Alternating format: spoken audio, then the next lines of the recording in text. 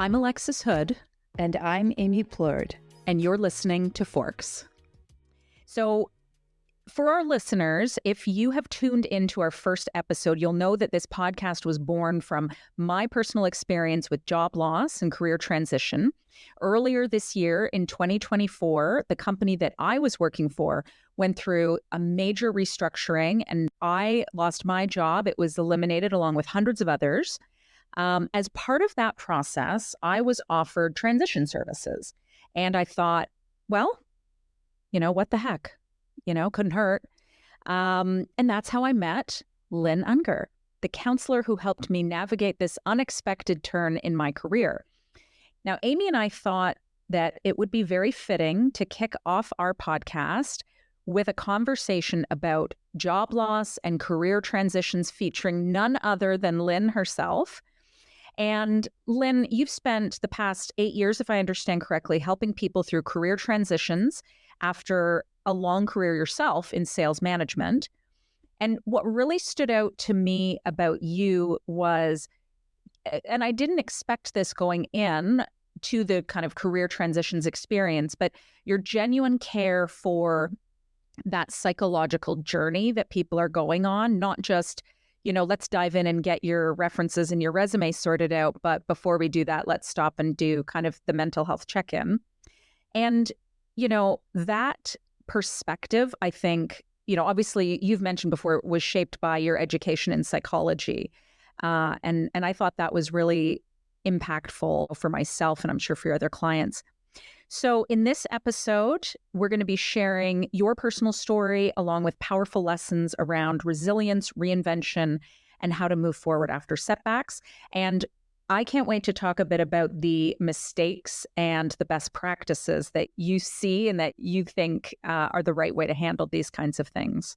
So maybe you could start, as we've discussed, the format of our podcast is in the name, Forks, and we like to start with the fork in the road in your own personal journey. So maybe we could start with, tell us about the moment that in your career, everything changed. Sounds great. And thank you both, Amie and Alexis, for inviting me here today. I'm so excited to be able to share my personal journey going through transition. So for me, the pivotal or the fork in the road was I was a very successful regional sales director for an international organization, and I always exceeded my sales targets, which in sales is the most important thing.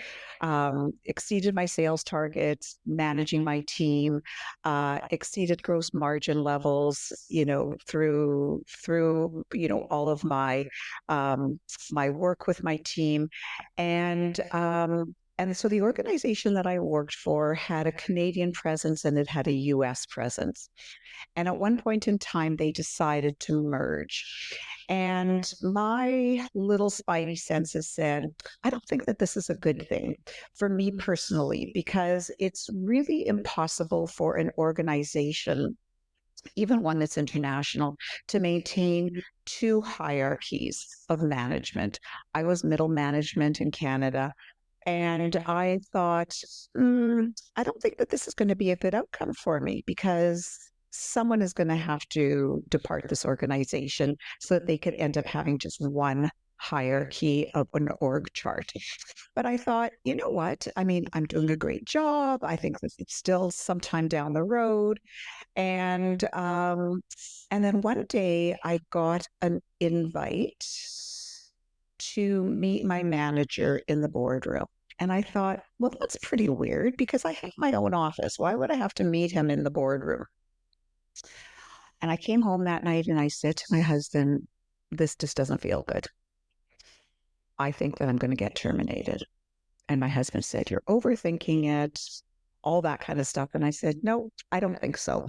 So I went to the office the next day and I started packing my office and hiding things under my desk from my team. So everything that was out on top of my desk and in my bookshelves, everyone could see, but all the other stuff I started packing away because I just had this sense. And then the next day came, they invited me in and I saw HR and I saw my manager. And they started telling me that this was going to be my last day and that I was terminated. I left the building. They walked me out of the building, which was, at that time, it was so demeaning and so degrading. And I drove home. And, in that meeting, I had no idea. I don't even remember what they said because you just go into a real big blur. You go into this vacuum. And I got home and I have to say, it was probably one of the worst experiences of my life in terms of um, how could this possibly happen to me? And why did it happen to me? So, what I can say is, fast forward through my 8 years of doing this, the one question, and I think Alexis will allude to this, the one question that every single one of my clients ask me is why? And I will always say to them, it's a one answer that we're not going to get. Now, if termination happens to individuals due to a restructure or a reorganization, usually that termination is what we call not for cause. So it wasn't anything performance-based or anything like that, but it was just because of a reorganization. And we will never know why. Why did they pick me? We'll never know. And that happened to me. I had no answer to the question why. It was a really tough road to navigate. And what I very quickly learned was that I felt at that time, 8 years ago, that my job defined who I was. I was super proud of the role that I had acceded to. I worked hard to get to where I was. And I had a business card that had my name on it. It had my job title on it. It had this international company that I worked for. And that's what I thought I identified with. And as well, my peers around me, my personal friends, they thought, wow, look at what Lynn does. We are so impressed and we're so proud. And when that's ripped away from you, the first thing you think about is, who am I? If I'm not a regional sales director and I don't have a responsibility of this team and I don't have this organization, who am I? And I went down a rabbit hole. I will be very honest. Did not realize that this was a grieving period. This was a mourning period. I had to grieve and mourn the loss of my job. And now what do? My husband and I had a trip planned to Europe.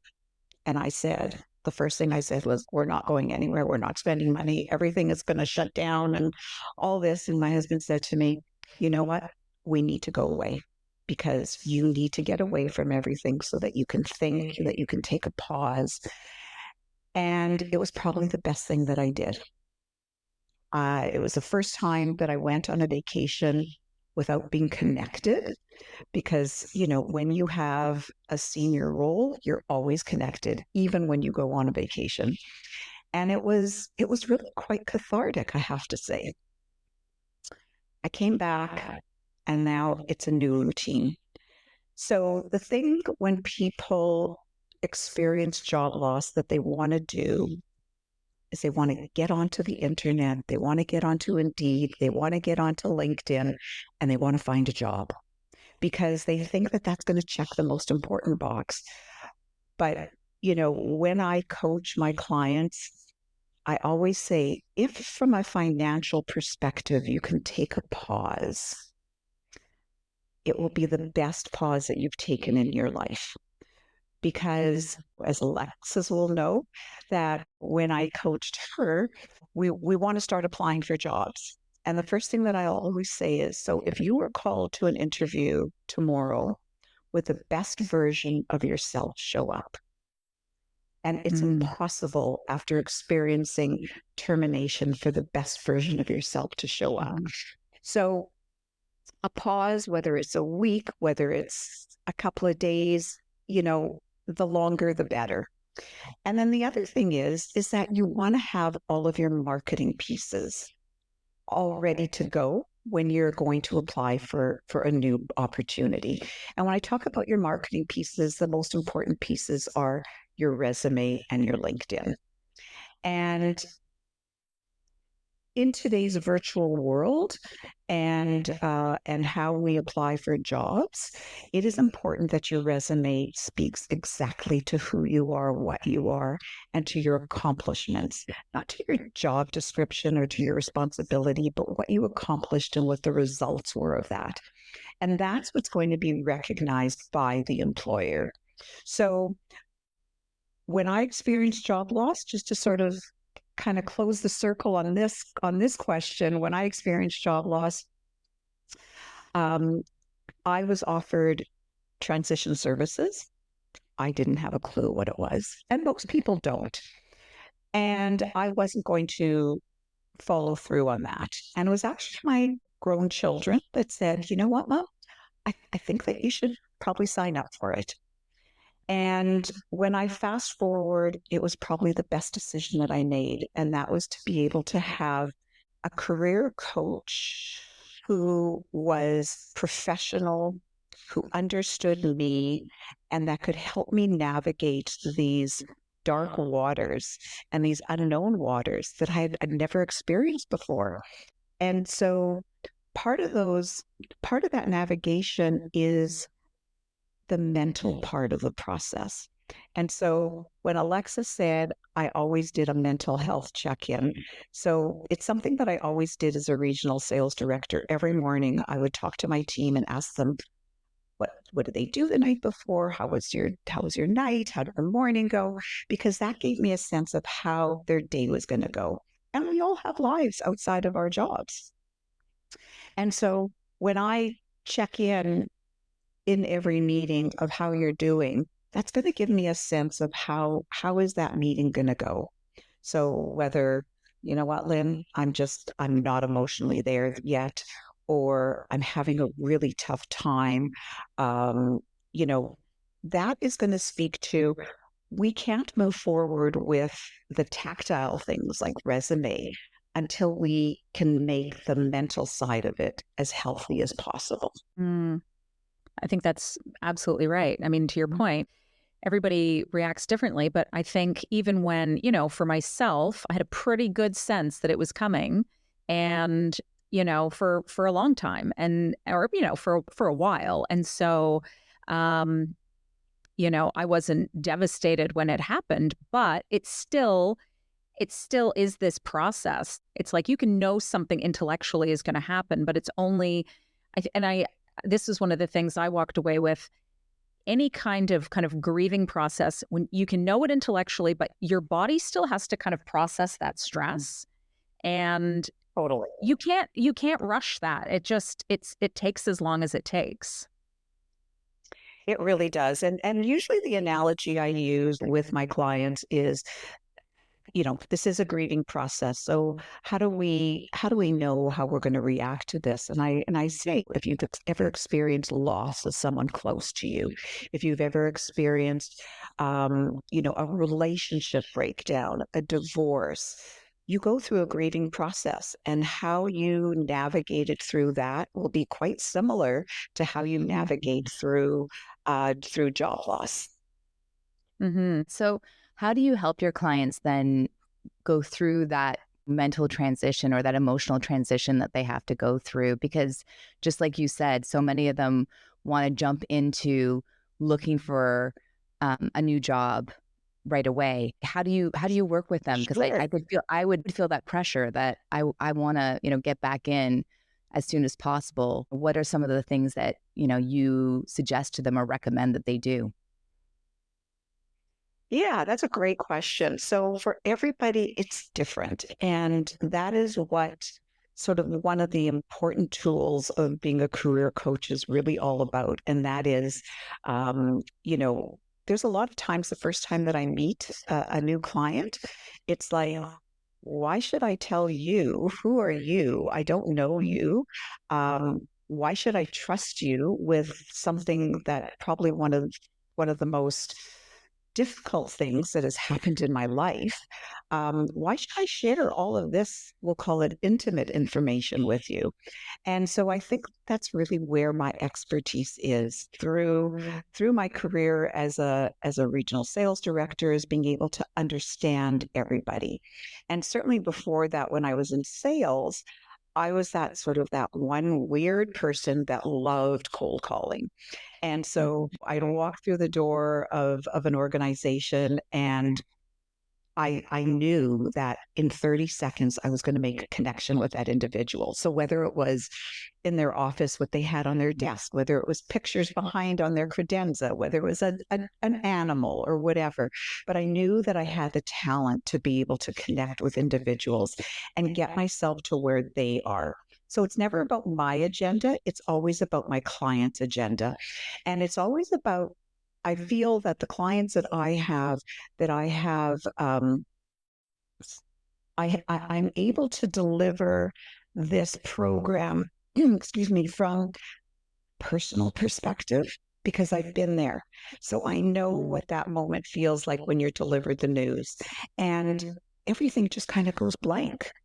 And then as well, I deliver the program from a professional perspective. So it's about me listening to what that client is telling me about how they feel, and for them to be able to really trust me and know the compassion and the empathy that I have for them at this point in time. Mm-hmm. Mm-hmm.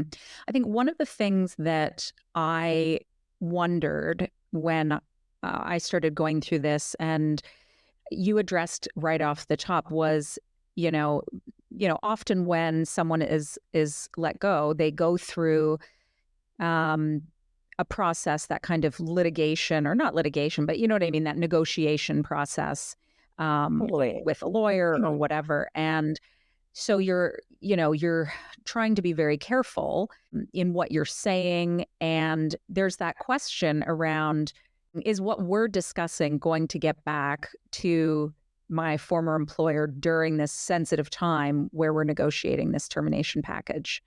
And, maybe you can speak to that, in that kind of what that confidentiality actually looks like, so that, because I think a lot of people would consider turning down the opportunity to work with someone like you because of that, because there is that little bit of paranoia that creeps in when you're feeling vulnerable.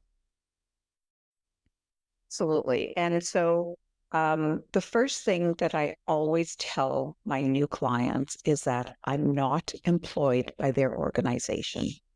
I'm employed by an independent organization, and that their organization has partnered with me to provide these services to you. I also share with my clients that what my requirement is to provide an update to their previous employer in terms of what I call the milestones of the program. So that is, we're working on a resume, we're working on LinkedIn, we're doing interviewing, those kinds of things. Now, I do have clients that are very angry for whatever reason, or they're going through litigation, and they say, I do not want my previous employer knowing anything about my progress. And so we have an option, what's called restricted reporting. And so I let their previous employer know that this individual has requested restricted reporting, and that they will not be provided with any updates until the final meeting, at which time then my obligation is to let them know that their previous employee has completed the transition program. And I totally respect that. There's all different kinds of reasons why people get terminated, or the emotional impact that people have. And so, this is something that I highly, highly respect. The confidentiality of this program and of my career is of utmost importance. And I would, this is something that I take very, very seriously. I I know that my clients entrust me with some really, really delicate information. And then I as well will share my own personal experience through transition and my own personal, other types of experiences. And I trust that they will hold that in confidence as well. Mm-hmm. Absolutely. I'm wondering if you can talk a little bit about, and if you have any examples of some beyond an individual being a little bit too enthusiastic off the jump, trying to get in too quickly to another role. Some of the mistakes that you see people make. I mean, we've talked a lot about that emotional reactivity that's happening and that kind of that destabilizing feeling. And I've seen some funny things over the years where people, you see this occasionally in the world of social media. But what are some of the things that you've seen that are just big mistakes that you've seen clients or other people make along the way that you would caution not to do? Well, I usually say that over my 8 years, I think that I've probably seen everything. And I say that one of the biggest red flags is when someone says to me, well, a couple of red flags. When I say, so, how are you doing? Because I will always do a wellness check-in about 3 hours after the person, my client has been terminated. And that gives them an opportunity to share information with their trusted people in their group. So whether it's a partner, a spouse, children, friends, whatever. And usually after about 3 or 4 hours, the dust has started settling and sometimes panic sets in.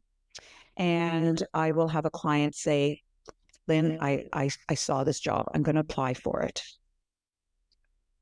Or, Lynn, I had a call last week from someone. I'm going to call them back and I'm going to go for an interview. And I go, no, please don't, please don't. And I let them know that we all want to move forward because we all want to be able to identify with an organization, with a role, with money. But I always say to them, the best version of you, regardless of how good you think you feel, will not attend that interview tomorrow. But I say that's my professional opinion, but the final decision will always be yours.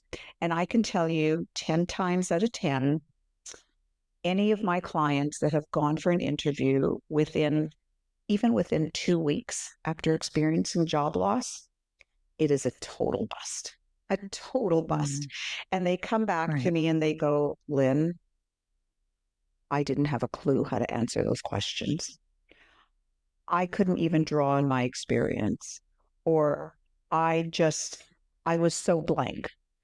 And that is one of the greatest cautions is that's what we want to do. We want to go and apply and we want to sort of check that box, but we will make the errors of this might not be the right organization. When I say the right organization, it may not be the right cultural fit. When we experience job loss, we know what is the right culture that we want to enter into in the next part of our journey. And who is the right leader that we want to report to? Because we've all had leaders that we go, I don't want to repeat that experience again.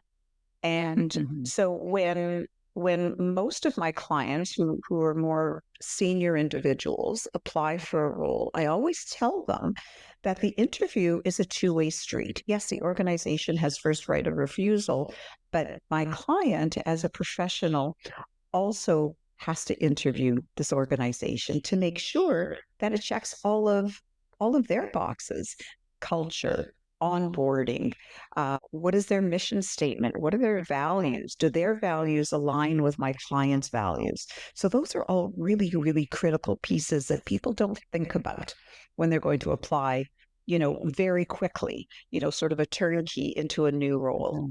And the other thing is their marketing pieces. So specifically their resume. I will always say, please don't apply for a job until I've seen your resume. This is where I do all of my really, really great work, I feel. And that is, you can apply for a job that you're highly qualified for, but in this virtual world and the way we apply for jobs through technology, that if your resume doesn't read correctly, and that is talking about your accomplishments, not your job description, not what your responsibilities were, but your accomplishments and the results of those accomplishments, your resume won't even get recognized. Yeah, I think you're so right, because when I've interviewed people, I've always been impressed by those who come in and have really great questions about our organization, our work culture. I feel like if I'm being interviewed back, then that to me is a really good sign that they're, wanting to ensure this is a good fit and that they can bring value to what we do. And so I noticed that confidence in an interview. Mm-hmm. And I think that organizations that are looking for really qualified people really appreciate that. Mm-hmm. Yeah, definitely. I'm curious, when your clients get to that stage where they're ready to interview, how do you guide them on how they talk about the job loss? Like when they get that question from a potential employer? Yeah, so actually, we address that, or I address that in my first meeting with my client, because when you've experienced job loss, the two things that weigh the heaviest on that individual is references and what do I tell people? That what we call that leading story. Mm-hmm. So we talk about what that individual is going to need for references in that job market opportunity now, and then what we call their leaving story. So so I would say to my client, so if you were asked in an interview today, um, after X amount of years with that company, how come you're no longer there? And they go, oof, I'm not really quite sure. Or they'll give me a dissertation 15 minutes long. And I go, okay, the most important part of your leading story as we prepare for this interview is we want to keep it to the facts and not to the emotions. Because typically, when a client starts telling me why they're no longer with that organization, it's just fueled with emotion. And we're providing way too much information. So I always say, keep it down to about 10 seconds. Right. I am no longer with this organization because they've gone through some reorganization or restructuring. And unfortunately, my role was impacted by that decision. That's really the simplest. If it's not for cause, that's 98% of the time what that leaving story is. And that's really important for my clients to be able to hone in on that, to believe that, and to be able to prepare that response where they leave the emotions at the door and they're coming just with the facts. Yeah. Brevity. I feel like with all things in this, whether it's the emotional side, it's the facts, not feelings, and keeping it brief. You don't need to get into you hated your last boss and the place was a toxic culture and just And I think that's a big risk. There's this desire to kind of vent and stand up for yourself or be able to kind of defend your position if you're asked directly about it. But I mean, if you think about how that can be received, and if how would you read that if somebody that you didn't know presented that way? That to me would be a big red flag. Absolutely, because that defense mechanism that we all want to go into when we're asked this question can bring up some real toxic and negative vibes that the audience is hearing. And so the audience's or the interviewer's first feeling is, oh, this person still has a lot of bad baggage that they're bringing. I don't think that I want to bring that into my workplace where I have, where our culture is really, really great and really positive and And so the interviewer may say, I'm not quite sure that this individual is quite ready to move forward yet in their journey. So that's why time and practice in an interview is absolutely critical. Yeah. And I think you're right. If someone gave that answer to me, just like a brief, this is the facts, this is what happened, I would completely understand that, because I've been in the corporate space for a while. I've seen it happen to amazing people. And so to me, it wouldn't really have an influence on the decision as to whether or not to select them for the role. In fact, I might really appreciate that they were able to be objective and deliver that type of response to that question. So yeah. So I think it is, great advice and the way to go. Yeah. And I also coach my clients that those of us in a certain generation, we think about possibly like the previous generation. So I know for myself, I think about, my parents' generation, if they were terminated, which was very, very rare, but it was always about, what did you do to have that outcome?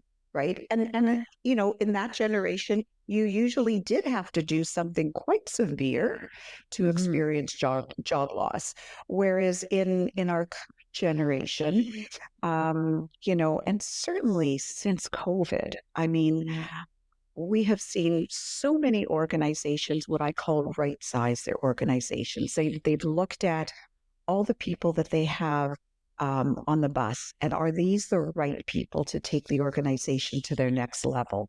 And so organizations have definitely done reorg or restructuring through COVID to make sure that they've got the right people with the right skill set. And probably another really difficult piece of going through transition services is when an organization has terminated somebody, and then my client sees their role posted that they want to refill. And that, I remember when that happened to me, when I lost my job, and then it took me about 4 or 5 months to repost my role. And I thought, oh my God, like, why would they have terminated me and now they're reposting? But as organizations are right sizing and making sure that they have the right people on the bus, or it's a different org tree, it may be the same job title, but the skill set is different. It's still difficult to see, but more palatable when I explain that reasoning to my clients. Yeah, that all kind of goes to something that I've experienced along the way. And for lack of a better descriptor, I call it making up stories in my head. So, for example, right, like I can see something and have very little information, but create an entire narrative about it that only reinforces my embarrassment and shame. Sure. And, I had an example of a role that I had applied for that I was overqualified for, frankly. Like it would have been a great role. I could have done it. And I heard nothing. And I was shocked. And then I find out later, after I'd made up this story in my mind about whatever inadequacy I'd picked out that day. And in the end, the job had been put on hold. And it had nothing to do with me. Yeah. But I had spiraled. Right. And I like to think it's not just me that's being neurotic like that in those moments, but everybody. The more I talk to people who, I've had a few friends kind of go through this after I did, and I just try to remind people, you don't know what the story is, and it's so easy to spiral, but you have to, and you also have to not take things personally. To your point, you have to remember that things are about skill sets, and all you can do is try to learn from. Maybe you want to approach an interview differently next time, or maybe you whatever it is. But yeah, I really had to work on my mindset so that I don't do that. For sure. And I actually remember, Alexis, when you went through that, and sometimes I those kinds of experiences of having the mouse run around in your brain and create all these different stories for yourself. I call it, I need to walk them off the ledge. And it's the same thing. An analogy would be, if you're talking to someone and they just seem really angry, and when we take it really personally, and I go, okay, well, that person may have had a really bad morning or a really bad evening, and I just happen to be the first person that they're talking to, and it has nothing to do with me.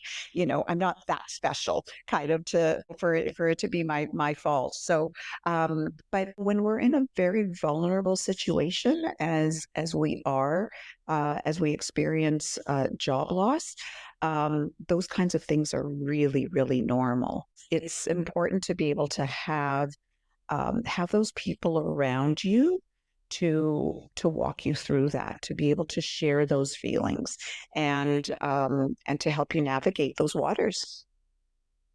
Absolutely. I've heard a few of those stories, Lynn. So, Amie, yes.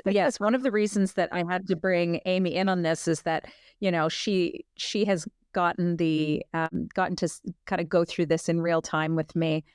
And God bless her. Yes. She's the best friend you could ask for. They're very patient, this one here.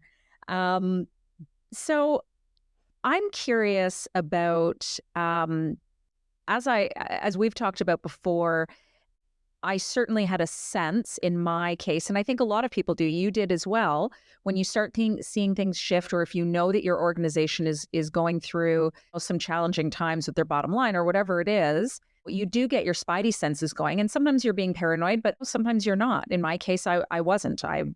It did end up happening. What are some of the things that you think people can do maybe to set themselves up for success, what they could be doing kind of throughout that period? And I guess when I look back, I think when I was maybe in a clearer head position, like when I wasn't in that just being let go kind of fog, I almost wish that I had spent more time kind of reflecting on my accomplishments. And for example, throughout any job, I think we're going through our professional lives so quickly. I don't know if this resonates with you. I don't think I ever sat down on an annual basis even to say, what did I accomplish this year? So my experience is you end up in this position with a really old resume you have to update. You're in this emotional state, and now I have to remember accomplishments. and you don't have access to the data. And you don't have access to the data. Yeah. How do you think about that? So I see this all the time. We feel that we have solid careers. We've been with an organization for a long time. Resume is like, I need to think about my resume. But until we experience this event, and then to your point, both of you, where I don't remember what I did last week, let alone 10 years ago. And so my recommendation is always, so if I'm fortunate to still be engaged with my client when they've landed in a new job, my first bit of advice is always keep up to date what you've accomplished in your role. This is something that I tell my children, my grown professional children, all the time. Even just to do a recording in your phone. If you feel that there's been some accomplishment that you've achieved in a project or whatever it might be, just record it, jot it down, so that, when the time comes that you want to start building up your resume or revising your resume, you have those sound bites, you have those important pieces that you have accomplished throughout your career. You've got it.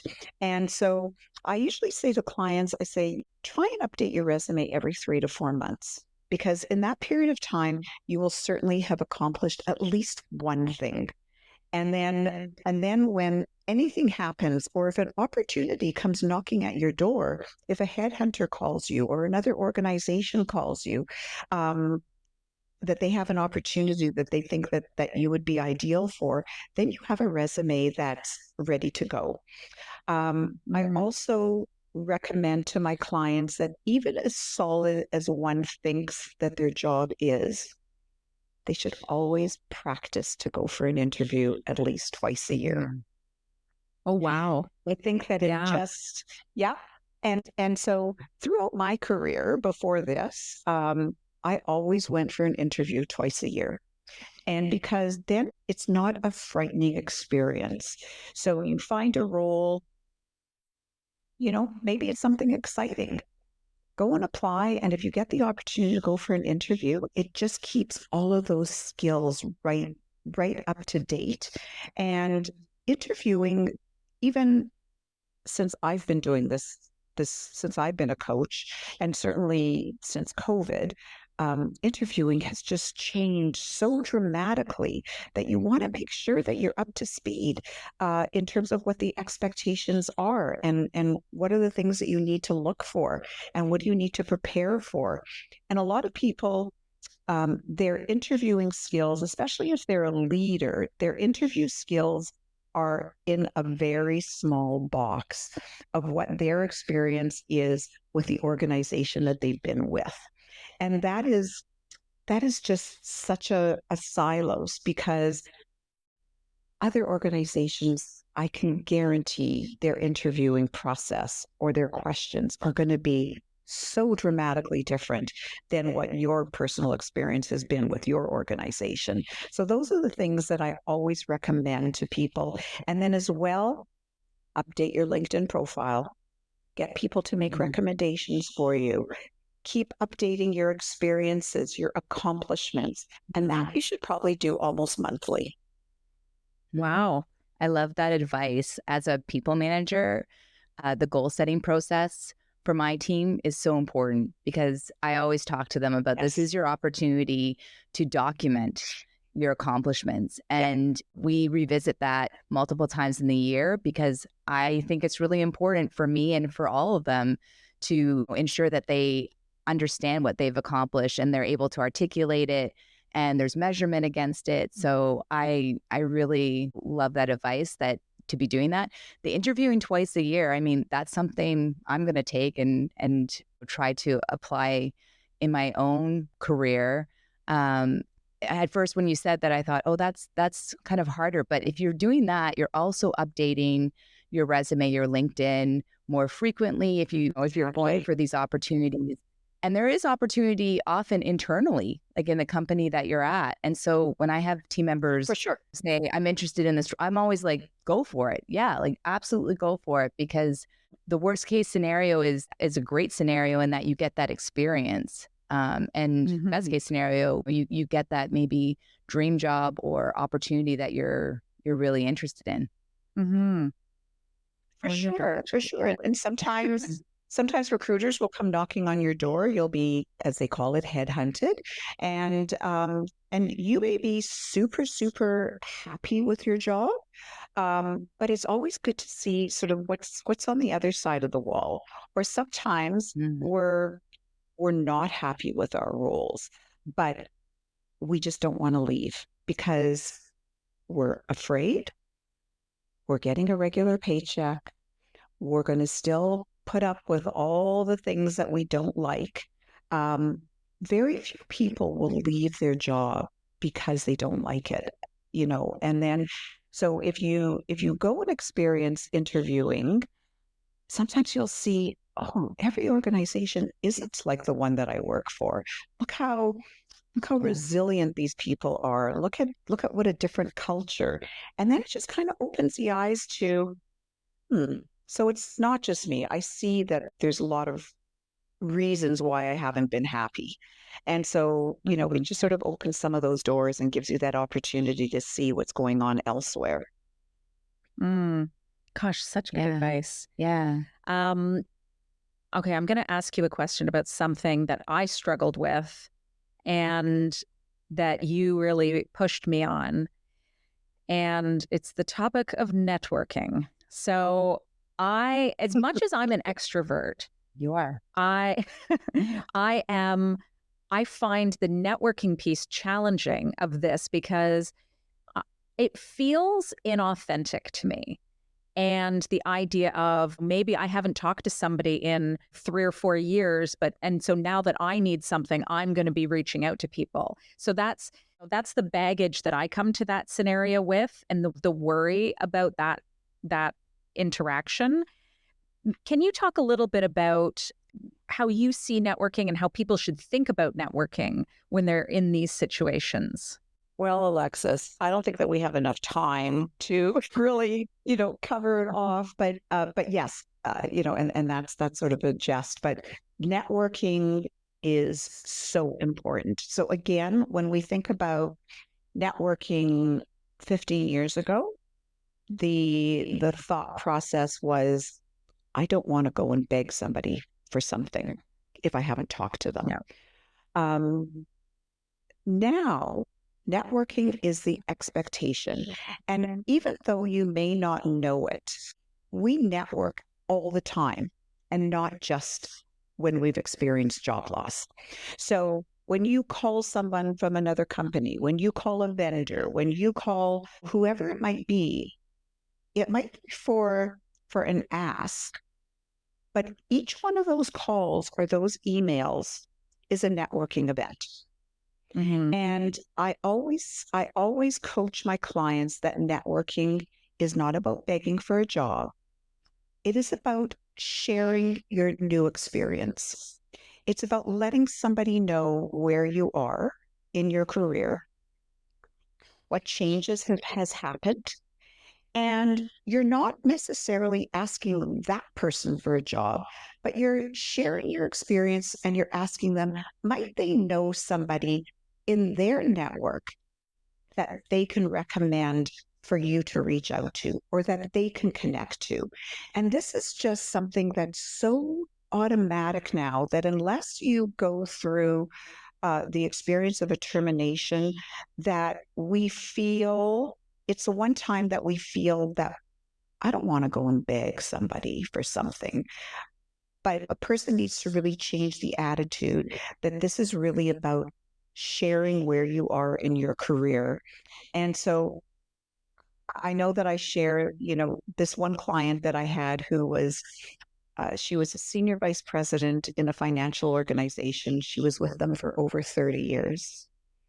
And that was all she knew.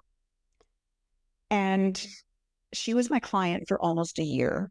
And we talked about networking, and her attitude was the same. I'm not going and begging anybody for a job, all the normal things that people would say when it comes to networking.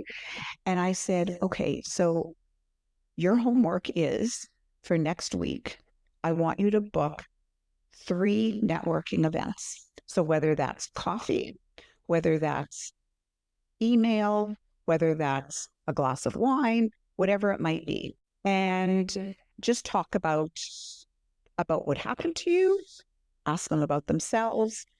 We want to respect people's time. So depending on the person that they're networking with. Well, this client of mine, she ended up coming to her meetings with a small portfolio with all the networking events that she had every week. And she ended up probably having more than 5 a week. And I said, and I want you to document what happened during that networking event and what is the follow-up. Don't have a networking event if there's no follow-up. And the follow-up should generally be within a couple of weeks to sort of move that along. Well, she ended up networking through a network in a completely different sector. She went from finance to ag. And when she was invited for this interview, now this was through networking. When she was invited for this interview, she said, I sort of feel like a fraud because how do I go from finance to ag? And I said, well, they're not hiring you or interviewing you for your knowledge in ag, but for all the other experience and the accomplishments that you've achieved in your 35-year career. Because most of us, our experience is transferable. And that's what we always have to remember. So we network every single day. We don't even think about it when we make connections with other people, but networking when we're when we're trying to move our journey along in terms of finding a new role, networking is absolutely critical. And it's the hidden job market. So not all jobs are posted on LinkedIn or on Indeed or wherever. There's a big, big hidden job market where organizations will sometimes create a job for the right individual. Mm. And sometimes the jobs that are posted aren't even real. That's another thing I've experienced. Yes. That's what you've learned also, Alexis. That there is sometimes a legal requirement that if depending on the particular organization, that if they have a job or an opportunity that they want to hire for and they already have an internal candidate that checks all the boxes, or that opportunity has been written specifically for that one individual, they still have to post externally for a week. But that's part of their legal obligation. Yeah. How do you think that this experience that you went through, we know how these can kind of shape us professionally. How would you say, kind of holistically, looking at your life and who you became afterwards, how do you think kind of the job loss, career transition has shaped who you are? And I ask that question because going back to what we're trying to accomplish with this podcast is really how do people move through adversity and come out the other side even more aligned to their values and I kind of see that with your story. So can you kind of illustrate how that happened with you? So everybody comes through it in a different timeline and in a different way. I will coach all my clients in terms of this is a time for self-reflection. This is a time, if you can take a pause through, following your job loss, this is a time for self-reflection to take care of oneself. So that's where sort of the holistic part comes in. I know for myself and those of us that have had great careers, we've put ourselves sort of on the back burner. And what I learned is that in order for me to be the best version of myself for my clients as a career coach, I have to take care of myself and be very self-reflective.